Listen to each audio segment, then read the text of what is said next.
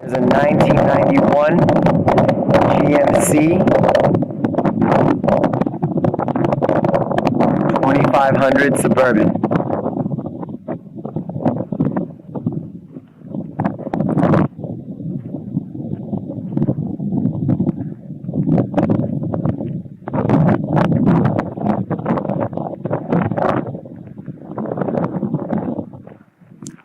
There's a couple of dings here and there, but again, it's a 26-year-old truck. You could expect that it would have some marks here and there. I'll go ahead and I'll go around and zoom in on those. For the most part, the structural integrity is there. Going to zoom in right here. There's somewhere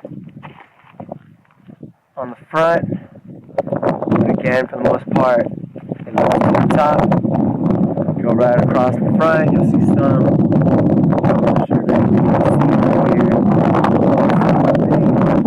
The hood has little marks where you can tell that clear coat's coming off, something like that.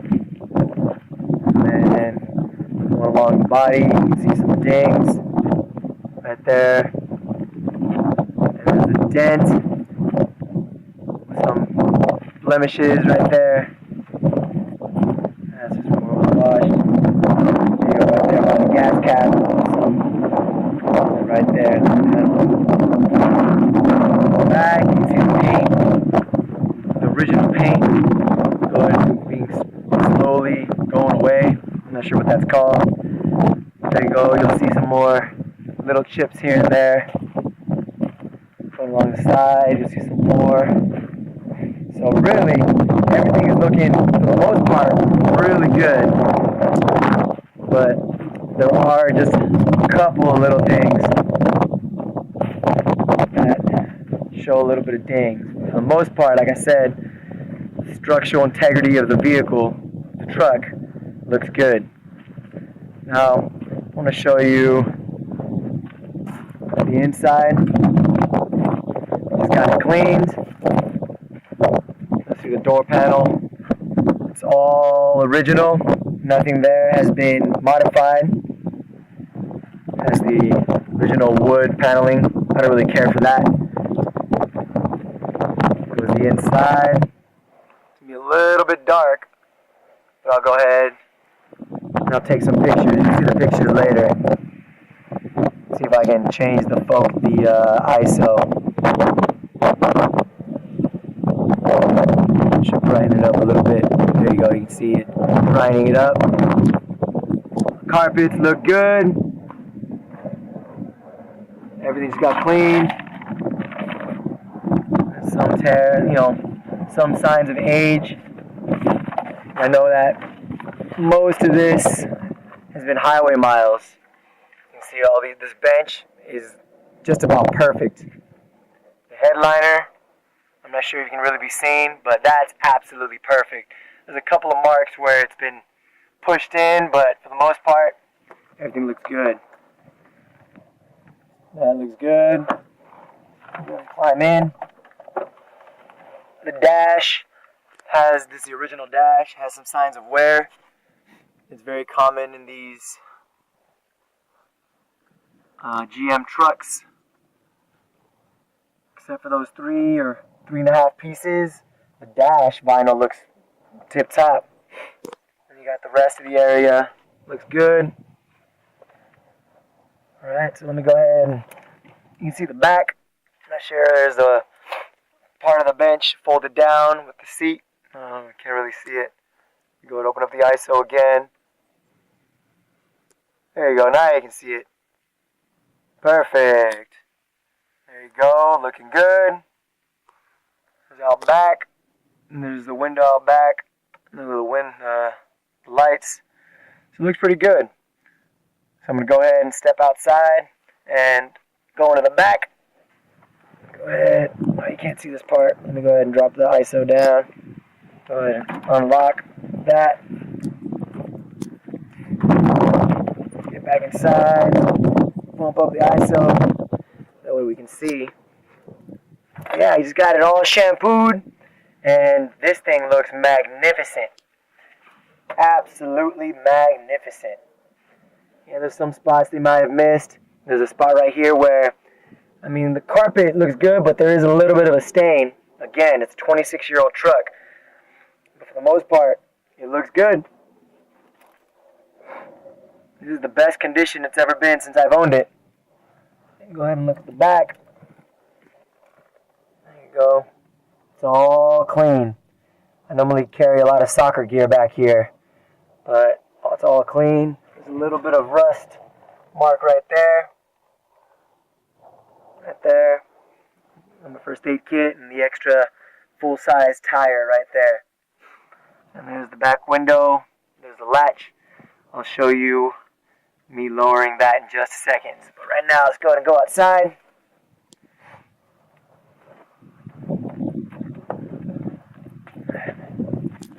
Adjust that ISO again. Go down to 50. Here we go. And find my keys. I'm not sure where I put them. There they are. So this comes with 2 keys.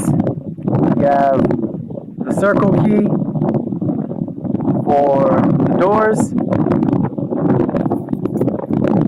and you have the square key for the ignition. So again, circle key goes right here to the doors. Pull to the right, and you can see the window coming straight on down. Sometimes this back window has some issues going back up. We'll see if it has any issues when I decide to put it back up in a second. So there it goes. Open that. There you can see the tailgate. Tailgate looks good. And go ahead and step on it. There you go. There you go. And here's the only part of the truck that I dislike. Wait for it. It's the paint on the top. Now, this is all the, I'm guessing it's called the clear coat. It's just about it's peeling off. Because, I mean, it's blue underneath. You see the peeling right here. So, I mean, that's something that I might tackle between now and when I sell the truck.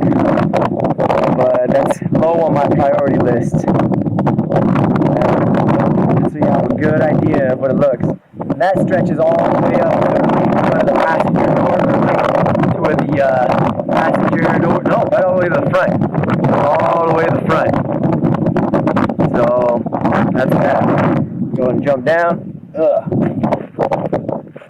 Close that up.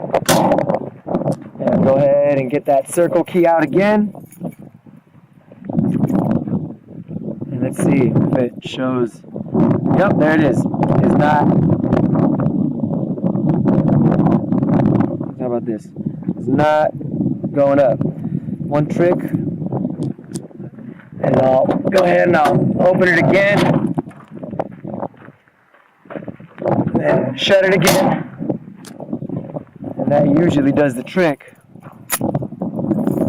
Get my circle key back in there. Not doing the trick. Okay, in that case, there's a little bit of annoyance. Again, it's a 26-year-old truck. Now I'm the the fifth owner. Go ahead and turn that on. And then you can go ahead. I'm not sure if you can see. Let's see if I drop the ISO again. Right here along the side it says rear window. Go ahead and push that. Wrong way. Nope, sometimes it just doesn't work. It's working out perfect. I'm glad you're able to see that. That sometimes it's just a bit finicky. So let me go ahead, turn it off one more time. Go to the back. Go to that again.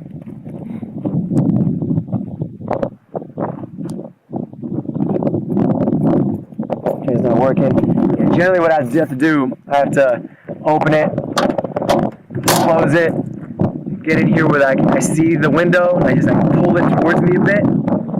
These are all the little tricks that I do to make sure to close this, because last thing I want to do is be caught out in the rain, or just, leave this down when I go to park at night. Okay, it's not working either. So let me go ahead, let's do this again. Separate, running my key right there through the middle. I'm wondering if maybe it's just a little bit off somewhere. Okay, it doesn't want to work now. But you get the idea. It'll definitely go up in a little while. But it happens quite often when I use the back for whatever reason. Let me try it one more time. While I turn on the engine, go around under the hood. There you go. Turn that on. I want to check out the gauges. We get the ISO up again. Got my gauges. Oil good. Charge good. Temperature. I just drove it about 2 minutes to this location. So it'll take a while to get it going. So I bought this truck when it had 96,000 miles. Now it's at 99,191.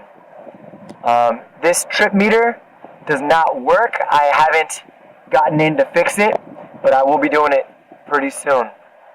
There's a gas tank. Look at that. Got a full gas tank. Holds 40 gallons. That's a lot, man.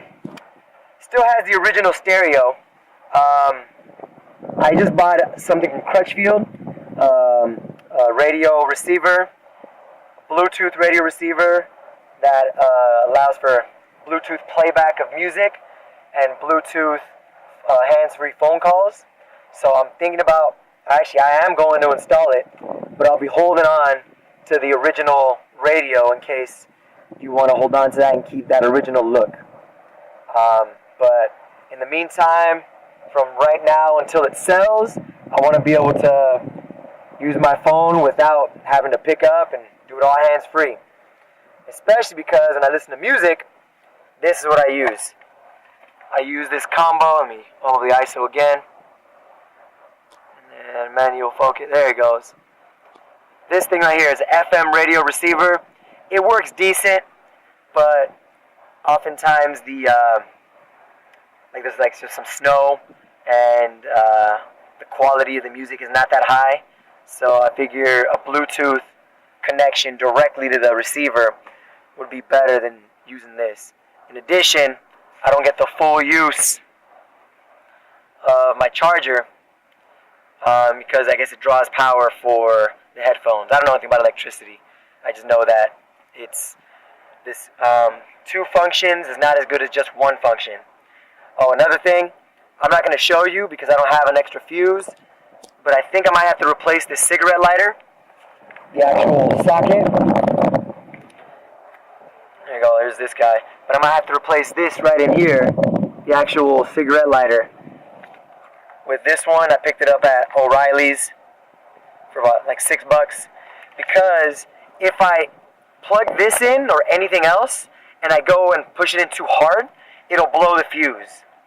And the fuse is easily replaced right down there somewhere. I'm not sure if you can see it, but it's down there, trust me.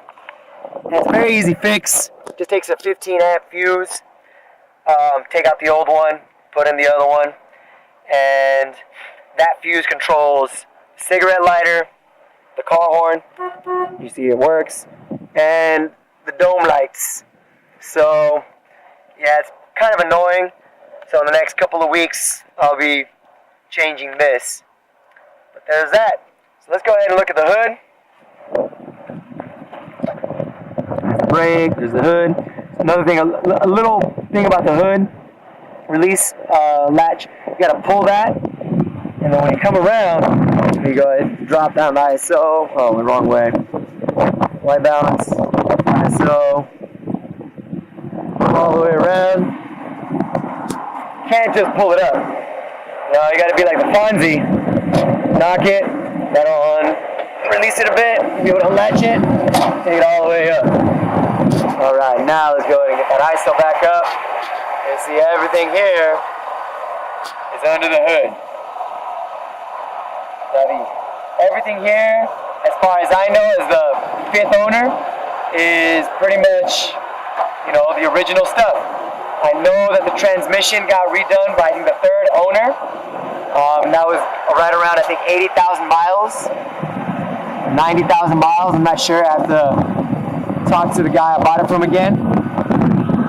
But otherwise, that's really all that's been changed, to my knowledge, by the previous owners. I did, however, replace the brake master cylinder because 2 days after I made the purchase, my brakes went out. I checked all the brake pads, checked the drum brakes in the rear, and that was not the problem. The problem was a failed brake master cylinder. It was an easy swap. I'm not sure if you can see it. There's a bolt right there. Just remove that. There's another one right there. Remove that. And then disconnected these lines to the front and rear brakes and just pulled it right out. Really simple. It took about 20 minutes, but no problem at all. Otherwise, everything in here is all original. All right. Oh, another thing. So when I bought the truck, so just one thing. This is the low beam. This is the high beam. Only the high beams work.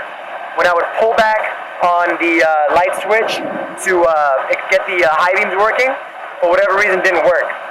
I haven't gotten around to fixing that, but that's next on my list in terms of fixing the headlights.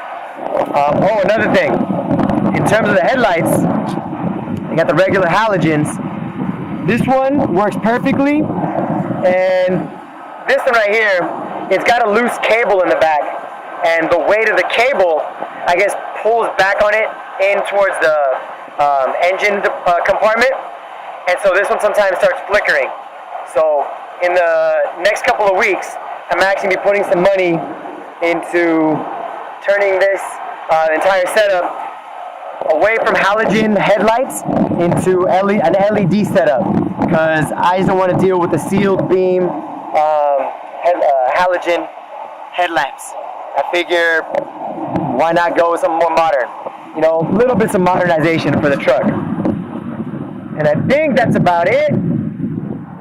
The only other thing I know I should let you know about is the steering column.